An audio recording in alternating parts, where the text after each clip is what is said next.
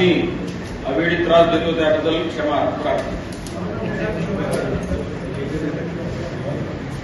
आज रामनवमी आहे, रामभाऊ बागरेजींचा वाढदिवस देखील आहे, त्यांना शुभेच्छा। माझ्या चुकलेल्या तारखेनुसार मला देखील तुमच्या शुभेच्छा। वाढदिवसाच्या हार्दिक शुभेच्छा। 11 एप्रिलची रमजान ईद, 14 एप्रिलला बाबासाहेबांचा जयंती दिवस आणि आज रामनवमी। ही भारताची खरी संस्कृती आहे आणि ती एक योगायोग म्हणा की सगळा एप्रिल महिन्यामध्ये सगळं जुळून आलेलं आहे। आपण सुरू करूया आजच्या या पत्रपरिषदेला। माजी आमदार आणि अनुसूचित जाती मोर्चाचे महामंत्री आमचे नेते डॉक्टर मिलिंद मानेजी, प्रदेश भाजपाचे प्रवक्ते चंदन गोस्वामीजी,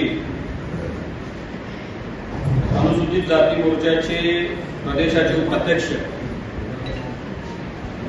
आणि पुणे येथील निवासी ॲडव्होकेट अतुल साळवेजी, पुणे शहर अनुसूचित जाती मोर्चाचे उपाध्यक्ष आमचे मित्र संदीप शेडगेजी,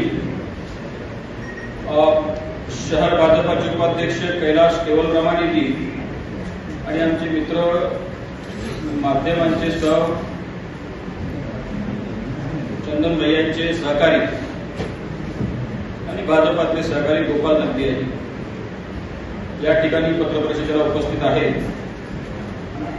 एक अत्यंत महत्त्वाच्या विषयावर आपल्यासोबत चर्चा करण्यासाठी खरं तर आम्ही या ठिकाणी आलेलो आहोत।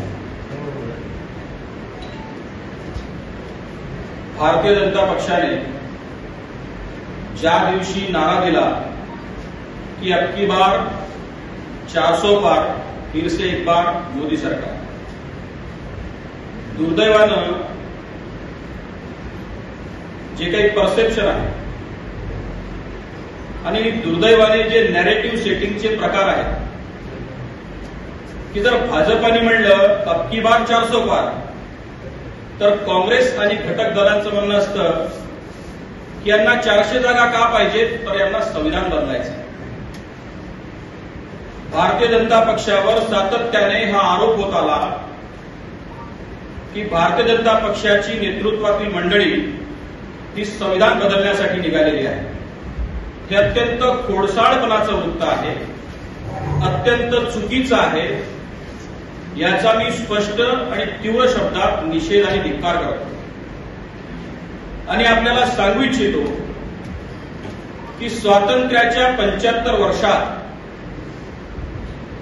जेवढे वेळा काँग्रेस आणि काँग्रेसच्या धुरीणांच्या नेतृत्वातली सरकार आली, त्यांनी जेवढ्या वेळा संविधानाचे लचके तोडले, संविधानामध्ये अशाही पद्धतीच्या दुरुस्त्या मांडल्या की ज्या संविधानाच्या बेसिक स्ट्रक्चरला, मूळ गाभ्याला, तत्वाला, इथिक्सला, आत्म्याला धक्का पोचवणाऱ्या होत्या आणि तरी देखील दुर्दैवानं या देशातल्या लोकांनी ते सहन केलं। पण भारतीय जनता पक्षाचं सरकार आल्यानंतर आणि विशेषत्वाने मोदीजींच्या नेतृत्वामध्ये 2014 मध्ये भाजपचं सरकार रूढ झाल्यावर आणि आज 2024 मध्ये जेव्हा कुठेही विरोधी पक्ष दिसत नसताना मोदीजींचं सरकार पुन्हा तिसऱ्यांदा या देशात येऊ घातलेलं आहे।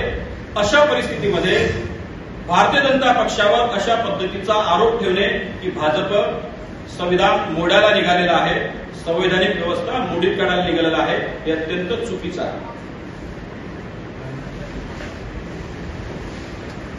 राज्यघटना कोणीही मोडू शकत नाही, हे सगळ्यांना माहिती आहे। कारण संवैधानिक व्यवस्थेमध्ये तशा कोणत्याही पद्धतीची तरतूद नाही। कितीही कोणत्याही पद्धतीची मेजॉरिटी आली तरी देखील या देशामध्ये जी संवैधानिक व्यवस्था आहे ती 3 खांबावर आधारित आहे। संसद ही कायदे करणारी संस्था असली, कायदेपालिका असली, कायदे तयार करणारी संस्था असली तरी ती सर्वोच्च नाही। तिच्या मदतीला कार्यपालिका आणि न्यायपालिका आहे. पण तुम्हाला मी निदर्शनास आणून देऊ इच्छितो की 42व्या घटना दुरुस्तीने तत्कालीन प्रधानमंत्री इंदिरा गांधी यांनी या गोष्टीची नेहमी चर्चा होते की प्रास्ताविकेमध्ये देखील त्यांनी दुरुस्ती केली. पण निव्वळ प्रास्ताविकेमध्ये त्यांनी दुरुस्ती केली असंच नाही, म्हणजे मूळ गाभ्याला हात लावण्याचा प्रयत्न केला निव्वळ एवढंच नाही, तर कोणत्याही न्यायालयाला कॉन्स्टिट्यूशनल अमेंडमेंटला रिव्ह्यू करण्याचे देखील अधिकार नाहीत, अशा पद्धतीचं देखील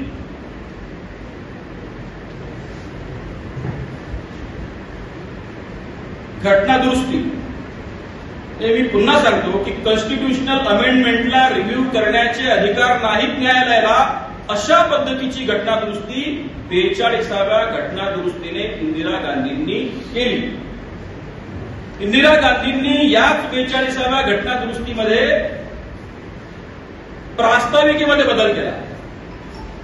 हे लक्षात घ्या की ज्या गोष्टी कालपर्यंत सायलेंट फीचर्स होत्या, म्हणजे ज्याला आपण बेसिक स्ट्रक्चर म्हणतो, आणि न्यायालयाने वारंवार सांगितलेलं आहे, मग ते गोलकनाथ विरुद्ध गोलकनाथचं प्रकरण असेल किंवा मग त्यानंतर चाललेलं केशवानंदी भारतीचं प्रकरण असेल, याच्यामध्ये स्पष्ट शब्दात न्यायालयानं आपलं कॉन्स्टिट्यूशनल बेंच जी 7 जणांची होती त्याच्यामध्ये हा निवाडा स्पष्ट शब्दात मांडला की कोणीही आलं कसंही असलं तरी देखील संविधानाच्या बेसिक स्ट्रक्चरला बदलता येणार नाही, हात लावता येणार नाही. हे वारंवार सांगितल्यानंतर देखील पुन्हा दुर्दैवानं या सार्वत्रिक निवडणुकांना सामोरं जाताना भारतीय जनता पक्षावर अशा पद्धतीचे आरोप होतात, हे अत्यंत दुर्दैवी आहे. मी 2047 मध्ये जे विकसित भारताचं स्वप्न जे मोदीजींनी पाहिलं, जे गडकरीजींनी पाहिलं, जे देवेंद्रजी फडणवीस साहेबांनी पाहिलं, किंवा जे स्वप्न या देशातल्या सर्वसामान्य माणसाचं आहे, ते स्वप्न अधोरेखित करताना ते स्वप्न जगण्यासाठी म्हणून भारतीय जनता पक्षाला या पद्धतीचं स्पष्ट बहुमत पाहिजे.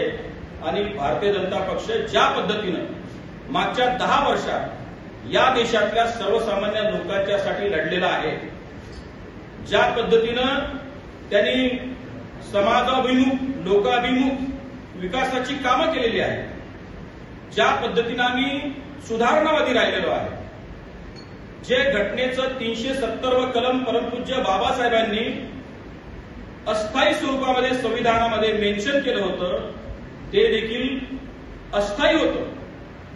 त्याच्यावर चर्चा व्हाव्या आणि काळाच्या ओघात ते संपवल्या जावं असं असताना काँग्रेस मागच्या आपल्या स्वातंत्र्योत्तर 60 वर्षाच्या कार्यकाळामध्ये करू शकली नाही, जे मोदीजींनी करून दाखवलं.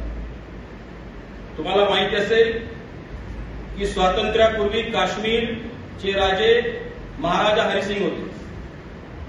मग असं काय घडलं मधल्या दरम्यानच्या काळामध्ये की एकही काश्मीरी पंडित देखील काश्मीरमध्ये राहू शकला नाही. म्हणजे संविधानाचा किंवा संवैधानिक कलमांचा आपल्या प्रोपगंडासाठी आधार घेत ज्या काँग्रेसनी आयुष्यभर काम केलं, ज्या काँग्रेसच्या नेत्यांनी या देशातल्या दलितांना, या देशातल्या मुस्लिमांना आपल्या वोटबँकेसाठी वेठीस धरलं आणि ज्या देशाला विकासापासून फार लांब नेलं, त्याच काँग्रेसच्या नेत्यांवर विश्वास ठेवण्याची निश्चितच ही वेळ नाही. त्यामुळं आज आम्ही सगळे आपल्या माध्यमातून नागपूर शहरच निवड नव्हे, राज्यच नव्हे, तर देशभरातल्या जनतेला आवाहन करतो की अशा प्रलोभनांना किंवा अशा चुकीच्या समजांना किंवा नॅरेटिव्ह सेट करत राजकारण करत असलेल्या अशा मंडळींच्या विषयांना बळी न पडता सतसत विवेक बुद्धीने विचार करत जे काही सुज्ञ आहेत, शिक्षित आहेत, अशा सगळ्या लोकांनी प्रत्येक गोष्टीचा अभ्यास करत भारतीय जनता पक्षाच्या विकासाच्या दृष्टीवर विश्वास ठेवावा आणि या निवडणुकीत तशा पद्धतीचा निर्णय घेऊन मतदान करावं, अशी एकमेव विनंती करण्यासाठी आम्ही आपल्यापुढे आलेलो आहोत. निशांत साहेब, असं म्हणजे 2014 नंतर असं बोललं जातं, आता 2024ची निवडणूक की संविधान